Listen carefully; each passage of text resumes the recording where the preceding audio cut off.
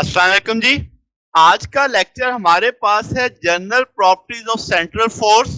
हमने जस्ट इनकी स्टेटमेंट्स देखी थी, आज हम इनका प्रूफ भी देखेंगे और इनको डिटेल में समझेंगे कि सेंट्रल फोर्स मोशन में क्या आपके पास दो बेसिक जो आपके पास कह लें जनरल प्रॉपर्टीज होती हैं वो क्या है।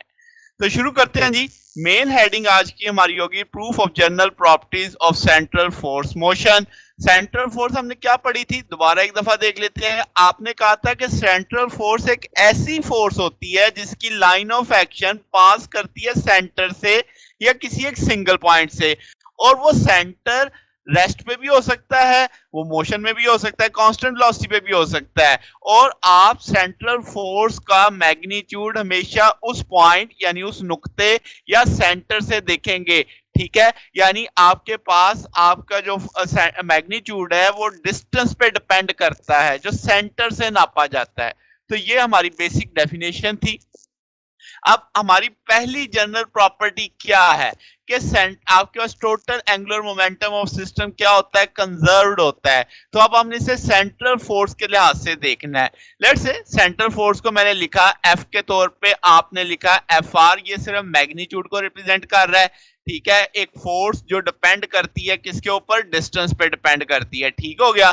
आर यूनिट वेक्टर मुझे डायरेक्शन देगा, तो यूनिट वेक्टर तो हमने पढ़ा हुआ है, वेक्टर को डिवाइड कर दो उसके मैग्नीट्यूड से। तो इस पैटर्न पे मैंने इस इक्वेशन 1 को बना लिया, ठीक है। अब आपके पास सिचुएशन क्या है, हमने कहा कि जो एफ आर है, ये जो स्मॉल एफ दिख रहा है ये भी फोर्स है, ये फंक्शन ऑफ डिस्टेंस है, ओनली का लफ्ज आ रहा है, ठीक है। यहां पे भी लफ्ज क्या है, ओनली। तो आर यूनिट वेक्टर क्या है, ये आपका यूनिट वेक्टर है along vector r from centre. मैंने कहा था डिस्टेंस हमेशा कहां से देखना है, फ्रॉम सेंटर, ठीक होगी बात। तो आपको इक्वेशन 1 समझ आ गई। अब इस सारे में जो एफ आर है ये पॉजिटिव भी हो सकता है, नेगेटिव भी हो सकता है। एफ आर को पॉजिटिव कब लेना है, जब आपकी रिपल्सिव फोर्स फील्ड होगी, और इसे नेगेटिव कब लेना है, जब आपकी अट्रैक्टिव फोर्स फील्ड होगी, ठीक है। तो यानी फोर्स का जो आपके पास वैल्यू आएगी वो पॉजिटिव भी हो सकती है, नेगेटिव भी हो सकती है। पॉजिटिव किस केस में, रिपल्सिव में, नेगेटिव किस केस में, अट्रैक्टिव में। अच्छा जी, तो अब आपके पास एक और प्रॉपर्टी है कि फोर्स, सेंट्रल फोर्स हमेशा कंजर्वेटिव होती है। कंजर्वेटिव याद है ना, जो पाथ पे डिपेंड नहीं करती, सिर्फ पोजीशन पे डिपेंड करती है, ठीक है। इसी तरीके से जो पोटेंशियल है आपके पास, वो आपके पोटेंशियल एनर्जी भी पोजीशन पे डिपेंड करती है।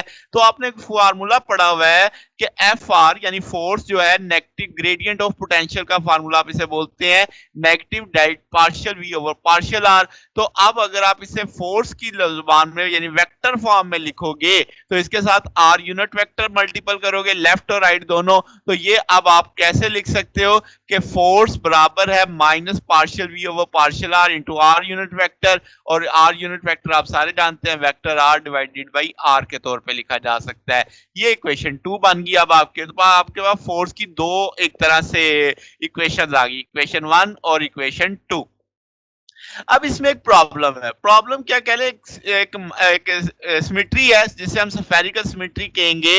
अब आपके पास जो पोटेंशियल है यानी जो पोटेंशियल एनर्जी है वो फंक्शन ऑफ आर है। अब जब आप रोटेट करेंगे अबाउट अ फिक्स पॉइंट तो क्या होगा कि सेंटर ऑफ फोर्स का कोई इफेक्ट ही नहीं होगा। क्यों नहीं इफेक्ट होगा, क्योंकि स्फेरिकल सिमेट्री है, आपका एंगल कोऑर्डिनेट के लिहाज से एक तरह से साइक्लिक हो गया। तो आप कहोगे कि आपके पास एंगुलर मोमेंटम कंजर्व रहेगा, ठीक है। बात मुद्दा समझ रहे हो कि स्फेरिकल सिमेट्री की वजह से जब आप एक दायरे में एक तरह से घूमेंगे, आर आपके पास डिपेंडेंट है, सिर्फ आर बदलेगा तो पोटेंशियल बदलेगा। मगर चूंकि स्फेरिकल सिमेट्री की वजह से जब आप रोटेशन देखेंगे किसी फिक्स एक्सिस के गिर्द तो आपके पास सेंटर ऑफ फोर्स की वैल्यू ही नहीं बदलेगी, ठीक है। आपने इसका मतलब ये हो गया कि आपके पास जो ये साइक्लिक कोऑर्डिनेट आ गए। तो अब आ जाते हैं, जब साइक्लिक कोऑर्डिनेट होता है तो एंगुलर मोमेंटम क्या हो जाता है, कंजर्व हो जाता है। अब ये तो थ्योरी में हमने पढ़ा, अब आपने इस चीज को पढ़ना है मैथमेटिकली प्रूफ के साथ। तो आप कहेंगे कि एफ बराबर है किसके, F r, r unit vector, r vector divided by r. आप जानते हैं, आपने न्यूटन के लॉ में एफ इजिकल टू एम में पढ़ा हुआ है। क्या आप इसे एम आर डबल डॉट्स यानी सेकंड ऑर्डर डिफरेंशियल पढ़ सकते हैं पोजीशन का, डिस्टेंस का। तो अब आपने इस तौर पे लिख दिया इसे म्यू सेंट, आपके पास क्या है, रिड्यूस्ड मैस समझ गए बात? जो हमने ट्रू बॉडी प्रॉब्लम में पढ़ा था कि आपके पास जो दोनों ट्रू बॉडी प्रॉब्लम को हमने इक्विवेलेंट प्रूव किया था सिंगल बॉडी के, तो हमने m की जगह म्यू प्लेस किया था, तो म्यू r डबल डॉट आ जाएगा। अगर आप दोनों तरफ r वेक्टर से क्रॉस प्रोडक्ट ले लेते हो, तो अब आप इसे कैसे लिख सकते हैं कि भाई ऊपर वाली इक्वेशन में क्या आ रहा है, mu r double dot, left पे भी आपने आर क्रॉस मल्टीप्लाई कर दिया, इधर भी आर क्रॉस मल्टीप्लाई कर दिया। और आप जानते हैं जब दो एक जैसे वेक्टर क्रॉस प्रोडक्ट बनाते हैं तो आपका जवाब जीरो आता है, ये नल आता है, तो आपने इसका जवाब जीरो कर दिया, दैट इज इक्वेशन 3 आ गई आपके पास। तो आप एंगुलर मोमेंटम का फार्मूला पढ़ते हैं, न्यूटनियन मैंने लिख दिया ताकि मुझे समझाना आसान रहे, L is equal to r cross p होता है, पी मोमेंटम होता है एम वी। तो इसी सोच पे क्या मैं r cross mu r dot लिख सकता हूं? बात समझ गए ना? आर डॉट वेलोसिटी को रिप्रेजेंट कर रहा है ना भाई, तो आपके पास ये एंगुलर मोमेंटम आ गया।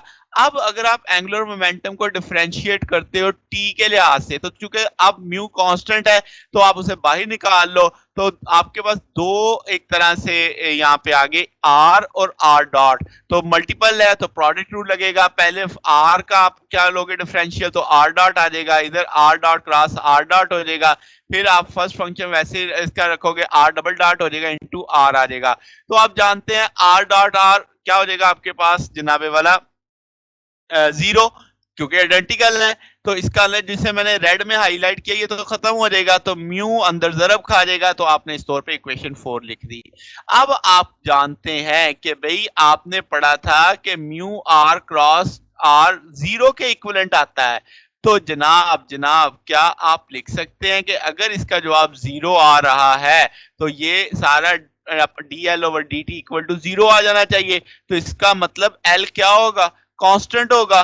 तो एंगुलर मोमेंटम आपका under the action of central force क्या साबित हुआ, कंजर्व साबित हुआ, कांस्टेंट साबित हुआ। तो ये पहली प्रॉपर्टी हमने इसकी प्रूफ कर दी।